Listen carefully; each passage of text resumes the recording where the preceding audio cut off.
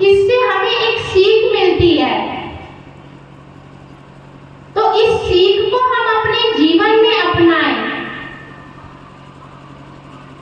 हिंदू धर्म में रामायण और महाभारत लिखी गई, किसी में अपने अपने धर्मों में किसी न किसी में कुछ ना कुछ लिखा गया, सब में ज्ञान की बातें हैं। उन ज्ञान की बातों को अपने जीवन में उतारो ताकि हम अपने जीवन में परिवर्तन ला सकें। केवल सुनाने से, सुनने से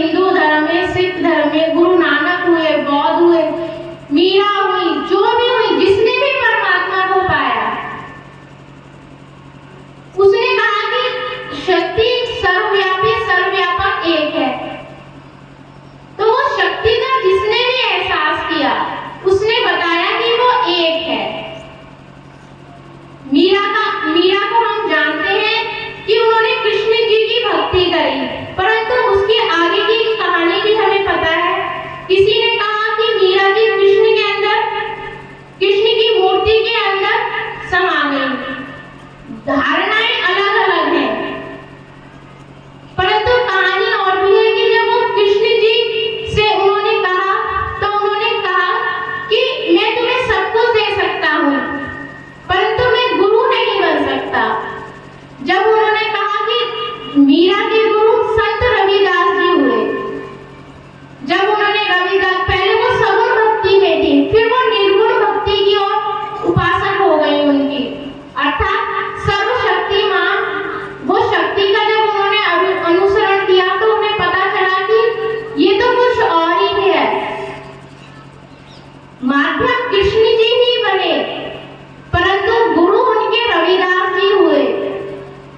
जब वो मूर्ति पूजा से फिर वो निर्गुण भक्ति की ओर आ गए। सबकी मान्यताएं अलग अलग है, ना ही तो किसी की मान्यता के ऊपर कोई प्रश्न है, सिर्फ इन मान्यताओं को समझाया जा रहा है कि अपने अंदर स्वयं की शक्ति को पहचानो। कहते हैं कि धन संपदा अच्छा बुरा सब कुछ हमारे कर्मों पर आधारित है। परमात्मा तो ऐसे एक माध्यम है, वो तो एक माध्यम है हमें समझाने का। जीवन में हम जो भी करते हैं वही अगले जन्म में हमारा भाग्य बन जाता है। कहते हैं धन शक्ति, ये हम सब जानते हैं कि हमने तो कहा कि धन लक्ष्मी जी देती है, मगर मुस्लिम ने कहा नहीं, हमारे तो अल्लाह देते हैं। सिखों ने कहा नहीं, गुरु नानक देते हैं, मगर उनसे पहले भी तो देने वाला कोई और था। हर व्यक्ति समझे कि देने वाले लेने वाले हम स्वयं हैं। जब हम अच्छा करेंगे तो हमें अच्छा मिलेगा, बुरा करेंगे तो हमें बुरा मिलेगा। धन हमें कर्मों से मिलता है, अच्छा और बुरा हमारे स्वयं अपने कर्मों से होता है, परंतु फिर भी हम परमात्मा पे लाभ देते हैं। घर बनाया तो मैंने बनाया, टूट गया तो भूकंप आ गया, टूट गया तो परमात्मा ने बहुत बुरा किया। पहले भी कई बार सत्संगों में बताया है कि अपनी बुद्धि के स्तर को बदलो। जो सदियों से हो रहा है अब भी होगा, तो बस आत्मा 84 लाख जिया जीवन के चक्रों में ही चलती रहेगी। अच्छे कर्मों के आधार पर दोबारा मनुष्य जन्म मिलेगा, यदि ऊप चूक हो गई तो फिर वही 84 लाख जिया जीवन में हमारी आत्मा भटकेगी। तो इस कर्म चक्र के जाल से हम हटे। कहते हैं जाग मरे अजपाव मरे अनहद भी मर जाए, सूरत समानी शब्द में ताको काल न खाए। कि जब तक हम अपनी सूरत अर्थात अपनी आत्मा को शब्द के माध्यम से परमात्मा में लीन न कर लेंगे, तब तक ये चक्र चलता ही रहेगा। जब तक ये चक्र चलता ही रहेगा, तो इस चक्र की समाप्ति भी हमें करनी है।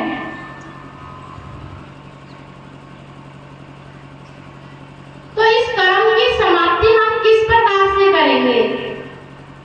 कहते हैं कि जाग मरे अजबा मरे अनहद भी मर जाए, सूरत समानी शब्द में ताको काल न खाए। जब तक हम अपनी सूरत को आत्मा को परमात्मा में लीन न कर लेगा, जब तक ये काल के चक्र से हम छूट ना पाएंगे। एक शरीर से दूसरे शरीर में, दूसरे शरीर से तीसरे में, बस ये चक्र चलता ही रहेगा जब तक हम उसकी को नहीं समझ पाएंगे परमात्मा को। तो उस शक्ति को हम जाने और पहचाने कि किस प्रकार से हम परमात्मा की शक्ति को जाने। परमात्मा हम सबके भीतर विराजमान है, उस शक्ति को हम अपने अंदर जाने और पहचाने।